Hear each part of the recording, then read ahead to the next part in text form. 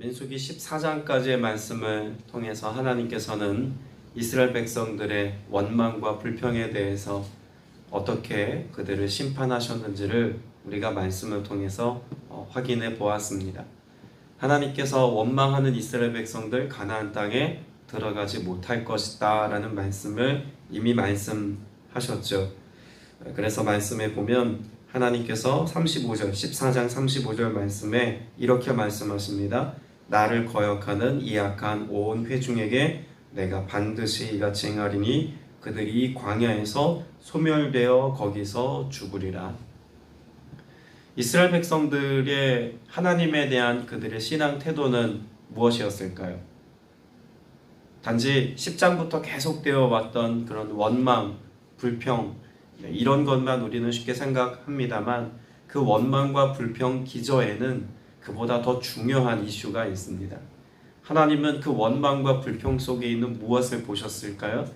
불신앙을 보셨습니다. 그래서 11절 말씀, 14장 11절 말씀에 이스라엘 백성들이 어떤 모습으로 하나님을 멸시하였는지를 이렇게 설명하죠. 내가 그들 중에 많은 이적을 행하였으나 어느 때까지 뭐 하겠느냐? 나를 믿지 않겠느냐? 원망하는 것도 그들의 삶 가운데 악평하여서 하나님이 주신 것들을 선하지 않다고 말하는 것도 결국 그들의 마음 중심에는 하나님을 향한 신뢰가 없고 믿음이 없다는 뜻이죠. 믿음이 있었다면 의심하지 않았을 겁니다. 의심하지 않았다면 원망하지 않았겠죠. 그러나 그들이 끊임없이 의심하고 원망했던 것은 믿음이 없기 때문이라고 말씀합니다. 그리고 더불어서 그런 믿음 없음을 하나님이 뭐라고 말씀하시냐면 34절에 이렇게 말씀하죠. 너희는 그 땅을 정탐한 날 수인 40일에 하루를 1년으로 쳐서 그 40년간 너희의 죄악을 담당할지니 너희는 그제서야 내가 싫어하면 어떻게 되는지를 알리라 하셨다 하라. 여러분 여기 34절 말씀에 보면 이스라엘 백성들이 왜 광야 40년 동안 유리하는 자와 같이 살게 되었는지를 말씀해 두고 있습니다. 그런데 우리가 주목해 볼 것은요. 40년 동안 광야에 있었더라가 아닙니다. 40년 동안 광야 생활을 하게 된 그 모습을 하나님이 이렇게 말씀하십니다. 너희의 죄악을 담당할지니. 뭘 담당하라고요? 죄악입니다. 우리가 앞에서 이스라엘 백성들이 원망하고 악평한 그 원인에 무엇이 있음을 보았습니까? 믿음이 없다는 것을 보았죠. 그러면 여기 11절 말씀과 34절 말씀을 결부해 보면 하나님 편에서 죄악이라고 말하는 것은 무엇이라고 정의할 수 있을까요? 믿음이 없는 것. 그것을 죄악시하신다라고 말씀할 수 있습니다. 보통의 경우 죄악이라고 하면 우리는 무엇을 떠올립니까? 윤리, 도덕, 사회교범 이런 것을 지키지 않거나 범하는 것, 거짓말하고 미워하고 시기 질투하는 이런 것들만 죄악이라고 생각합니다. 그러나 하나님께서 가장 우리의 삶 가운데 죄악시하셨던 것, 여러분 이것은 불신앙입니다. 때문에 세상에서 아무리 착하게 살아도 아무리 선을 많이 행한다 할지라도 그 마음 가운데 예수 그리스도를 주로 믿는 믿음이 없으면 여전히 죄악 가운데 살아가는 인생이라고 정의 내릴 수밖에 없다는 것도 단지 신약의 메시지이기만 한 것이 아니라 구약에서도 동일하게 말씀하고 있는 내용임을 확인할 수 있습니다. 여러분 하나님은 그러한 죄악 가운데 살아가는 이스라엘 백성들에게 늘 또다시 기회를 주시는 하나님이십니다. 광야에서 다 소멸할 것을 분명히 말씀하셨죠. 35절에 이 광야에서 소멸되어 거기서 죽으리라. 그런 악평했던 믿음이 없는 죄악을 일삼았던 이스라엘 백성들 하나님께서 다 광야에서 소멸되게 하시겠다고 말씀하셨습니다. 그런데 오늘 우리가 읽은 15장 말씀에서는 무엇을 말씀하고 있죠? 하나님 앞에 드릴 향기로운 화제, 번제, 서원을 갚는 제사, 낙헌제, 정한 절기의 제사, 뒤에 나오는 32절 이하 말씀에 보면 안식일을 지키는 규정, 하나님께서 레위기 말씀에서 하셨던 말씀을 또다시 반복해서 말씀하십니다. 왜죠? 하나님께서 이스라엘 백성에게 무엇을 이루시겠다고 약속하셨기 때문입니까? 2절입니다. 이스라엘 자손에게 말하여 그들에게 이르라 너희는 내가 주어 살게 할 땅에 뭐하리라? 들어가서입니다. 하나님께서 광야에서 다 소멸하시겠다고 14장에 말씀하셨는데 왜 15장 2절에서 내가 주어 살게 할 땅에 들어가게 하시겠다고 말씀하나요? 만 20세 이상 성인이 되어서 광야에서의 삶을 시작한 이스라엘 백성들 가운데 악평했던 성인들은 다 죽습니다. 광야에서 소멸됩니다. 40년간 그렇게 하나님이 다루심을 받지만 그럼에도 변화되지 않는 그들의 삶이 결국은 광야에서 소멸되고 맙니다. 그러나 20세 이하 하나님께서 어린 자녀들의 삶을 통해서 그 땅에서의 살 기회를 다시금 허락하시는 은혜를 베푸시겠다는 것이죠. 그리고 그 자녀 세대가 그 땅에 들어갔을 때 하나님께서는 그 자녀들로 하여금 어떠한 삶을 지금 당부하고 계신 겁니까? 예배자의 삶을 당부하고 계십니다. 이렇게 제사해라. 이렇게 예배함을 통해서 나를 향한 경외함을 드러내라 라고 하나님이 말씀해 주고 계신 것이죠. 레위기에서 여러 차례 그것도 아주 상세하게 말씀하셨던 내용을 15장에서 다시 한번 반복해 말씀하고 있는 이유도 똑같은 내용, 하나님이 바라시는 1세대들에게 하나님이 바라셨던 그 기대치와 지금 가나안 땅에 들이시겠다고 약속하시는 다음 세대들을 향한 하나님의 뜻과 하나님의 원하심이 다르지 않다라고 하는 사실을 이 동일한 제사법에 관한 말씀을 통해서 확증해 주시는 것입니다. 하나님은 오늘을 살아가는 우리에게도 결국 다른 것을 원하시는 것이 아닙니다. 하나님께서 우리에게 원하시는 삶은 예배의 삶입니다. 어제 우리가 주일 말씀을 통해서도 예배를 우리가 정의 내리지 않았습니까? 하나님을 향하여서 우리의 마음을 다 쏟아놓고 그 마음 가운데 하나님의 것을 가득히 채우는 삶, 그것이 예배라고 우리가 함께 나누었습니다. 오늘 민수기 15장에서도 동일하게 말씀하고 있는 것입니다. 앞선 세대들이 왜 하나님께서 주시는 은혜의 땅을 누리지 못하고 광야에서 소멸되었습니까? 자신의 마음을 하나님께 쏟아놓는 것이 아니라 자기가 원하는 대로 자신들의 삶의 방식을 따라 살아가려고 하다가 하나님의 뜻을 저버린 인생이 되고 말았습니다. 그래서 하나님 앞에 부정적인 고백과 자기의 생각에 옳은 대로 끊임없이 자신들의 뜻을 관철시키려고 했던 것들이 반영되어서 결국 광야에서 소멸된 건 아닙니까? 하나님은 15장에서 신실하심을 통해서 하나님의 언약하신 것을 이루어 가심을 보이십니다. 그러나 더불어 우리에게 무엇도 말씀하시냐면 14장 28절 말씀을 읽어보겠습니다. 14장 28절 시작. 그들에게 이르기를 여호와의 말씀에 내 삶을 두고 맹세하노니 너희 말이 내 귀에 들린 대로 내가 너희에게 행하리니 라고 말씀합니다. 여러분, 이 민수기 14장 28절의 말씀은 두렵고 떨리는 말씀입니다. 하나님께 대하여 우리가 어떤 신앙의 고백과 믿음의 태도를 가지고 나아가는지가 얼마나 중요한지를 잘 보여주는 말씀 아닙니까? 하나님 앞에 우리가 하나님 앞에 어떤 고백을 가지고 나아가는지를 하나님께서는 귀 기울여 들으시고 하나님의 귀에 들린 대로 하나님이 행하시겠다고 말씀합니다. 악평하였고 그 땅을 우리가 들어가 살 수 없다고 말하였던 그 부정의 고백을 하나님이 들으셨으니 그 믿음 없음을, 그들의 죄악을 하나님께서 받아내셔서 광야에서 그들을 소멸하게 하시겠다라고 말씀하는 것입니다. 여러분, 우리의 입술의 고백이 그래서 중요합니다. 오늘 저와 여러분이 하나님 앞에 어떤 신앙의 고백을 가지고 살아가는지가 너무 중요합니다. 우리의 신체 기관은 여러 가지 상호작용을 한다고 하죠. 여러분, 우리의 인체를 이야기할 때 우리의 말, 곧 우리의 입술의 고백과 가장 밀접한 연관이 있는 신체 기관이 있다면 뭘까요? 귀입니다. 그래서 입과 귀가 연결되어져 있다고 유대인들은 믿었어요. 결국 우리의 믿음의 고백, 믿음의 기도, 이것을 누가 듣습니까? 내가 듣습니다.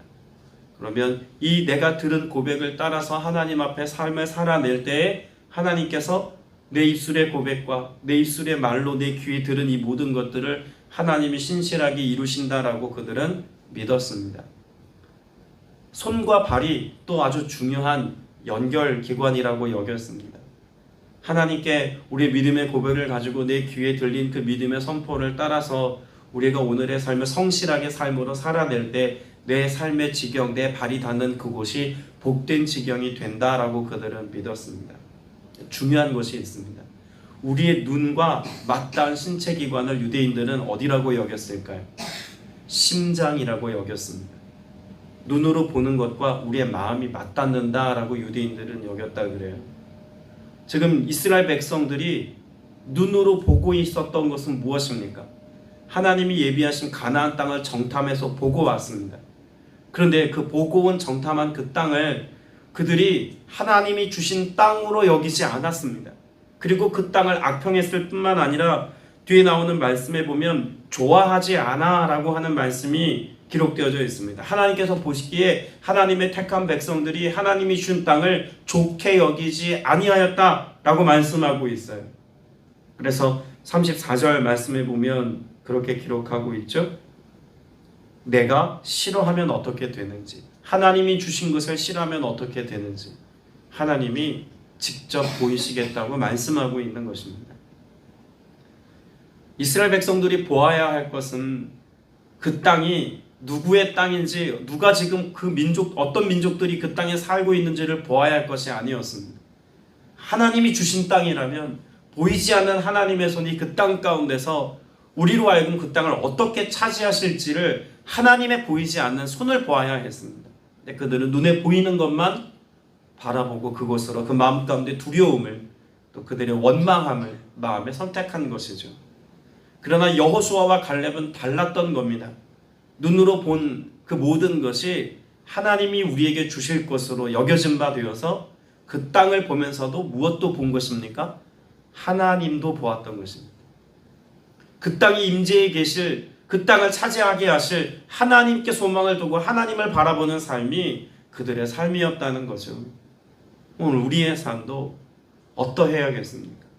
이 시대를 살아가는 여러분의 삶의 모든 상황과 형편 속에서 우리가 원망하고 악평할 만한 것들은 무수히 많지만, 그러나 하나님이 우리에게 하실 일들에 대한 기대의 소망, 이것이 믿음의 선포가 되어서 오늘 여러분의 입술로 고백하여 여러분의 귀로 듣게 해야 합니다. 그리고 그 들은 바 하나님께서 주신 그 소망의 마음을 가지고 여러분의 손과 발을 움직여 하나님의 거룩한 사명에 여러분이 헌신해야 합니다. 그리고 그와 같은 믿음의 고백을 가지고 주님을 바라볼 때 오늘 우리의 마음이, 우리의 심령이 하나님의 것 되게 하여서 하나님의 하실 일들을 우리의 삶에 은혜로 누리는 삶을 이어가야 한다는 거죠. 적어도 하나님께서는 1세대들의 그 악평과 믿음 없는 죄악된 삶의 모습을 보시고 그들을 광야에서 소멸하시겠다고 말씀하셨지만, 그러나 여전히 다음 세대들에게 무엇을 기대하는 것입니까? 믿음으로 살아서 마음 가운데 하나님이 임재하여 계시고 그 마음 가운데 역사하실 그 하나님을 소망하는 백성들을 통해서 하나님의 선하심을 드러내시고 이루시겠다고 약속하고 계신 겁니다. 오늘 이 하루를 살면서 하나님께서 주실 그 땅, 여러분 이 땅에 들어가는 자의 합당한 삶을 살기까지 여러분의 입술의 고백과 여러분의 모든 삶의 모습이 하나님 보시기에 합당한 것 되는 은혜가 있기를 주님의 이름으로 축복합니다.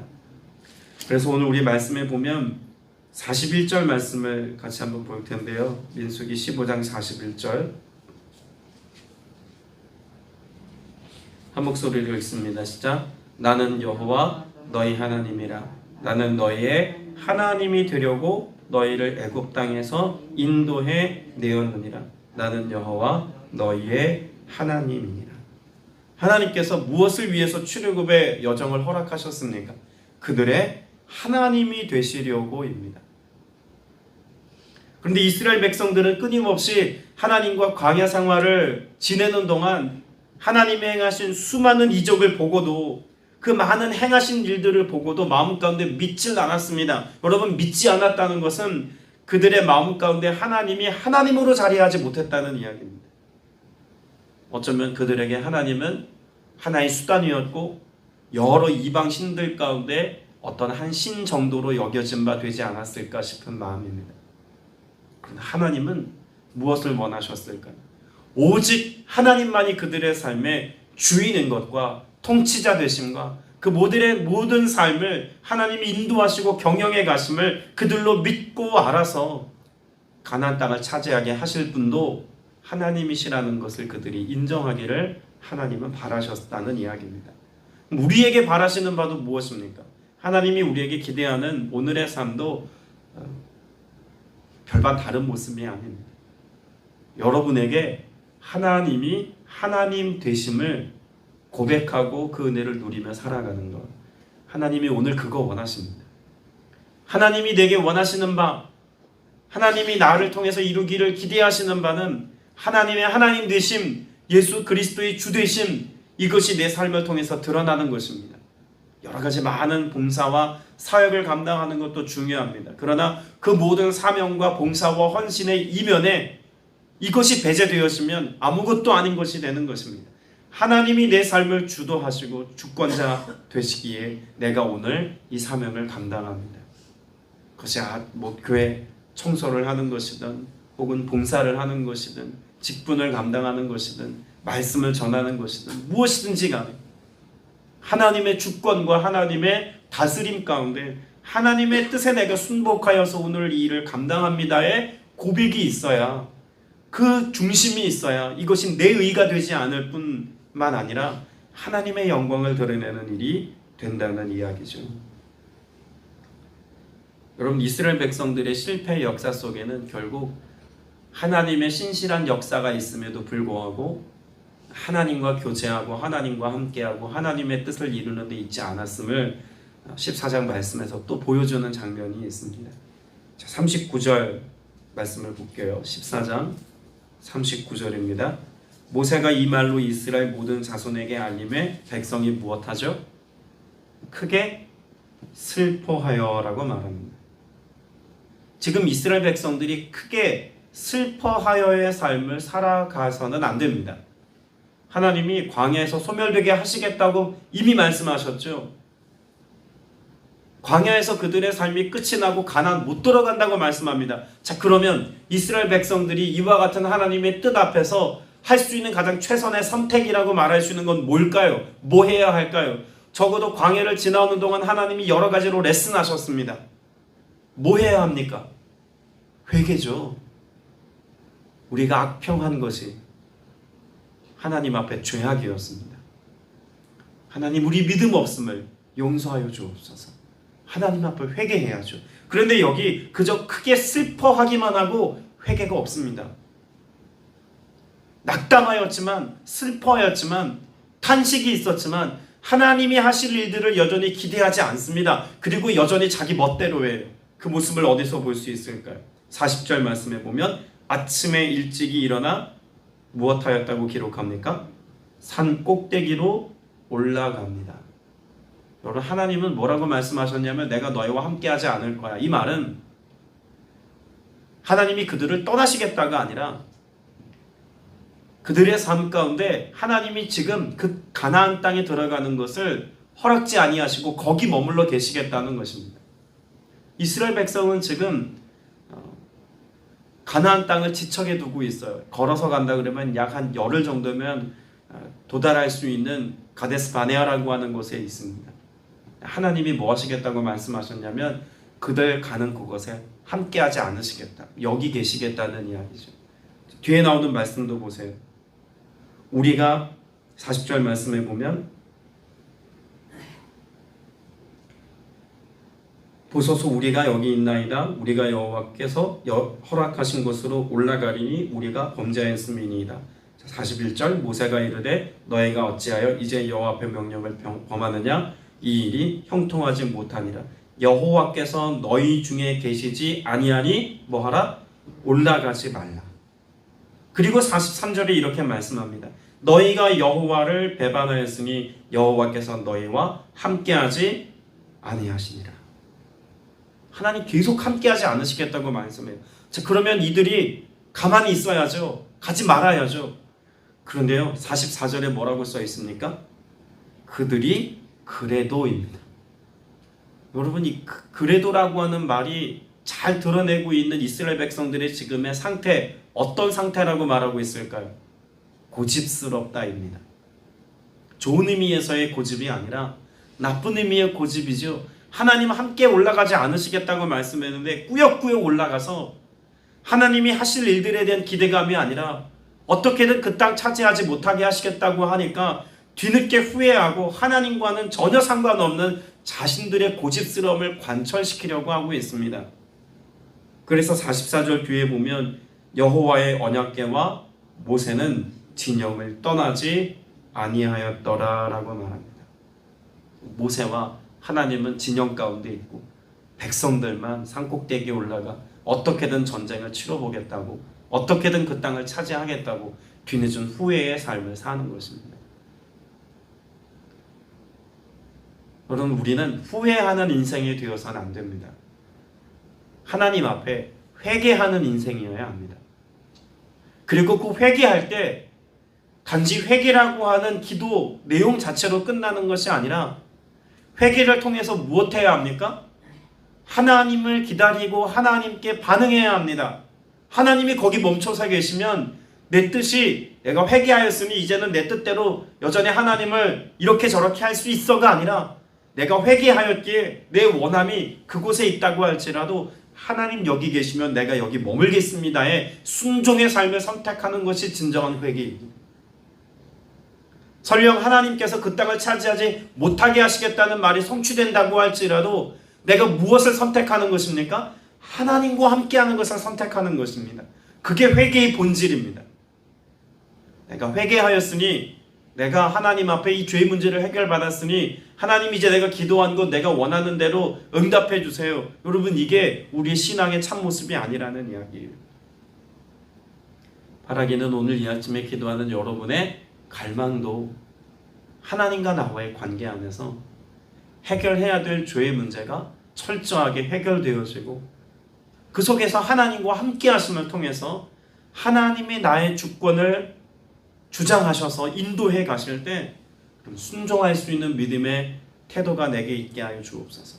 여러분, 이것이 여러분의 기도가 되어 오늘을 살게 되시길 축복합니다. 뒤에 나오는 오늘 우리가 읽었던 본문 15장 말씀도 결국 하나님께서 여러 가지 제사와 또 15장 후반부에 나오는 안식일의 규례를 말씀하시는 이유도 무엇하라는 말씀일까요? 하나님이 그 땅 들어가게 하실 거라는 겁니다. 다음 세대들, 하나님이 만 20세 이하 자녀 세대들 그 땅에 들어가게 하시겠다는 거예요. 근데 그 땅에 들어가서 지금 1세대들이 들어가지 못하게 하신 이 믿음 없음의 삶의 모습을 재현하는 것이 아니라 하나님과 예배하고 하나님 앞에 머무르는 삶을 살아서 하나님의 말씀하심을 듣고 여기에 반응하는, 순종하는 삶을 살 것을 지금 명령하시는 것입니다. 오늘 여러분에게도 하나님이 바라고 기대하시는 하나님의 뜻이 있습니다. 그 뜻을 이루어가는 모든 과정 가운데 누가 일하십니까? 저는 하나님이 그 일들을 이루실 것이라고 확신합니다.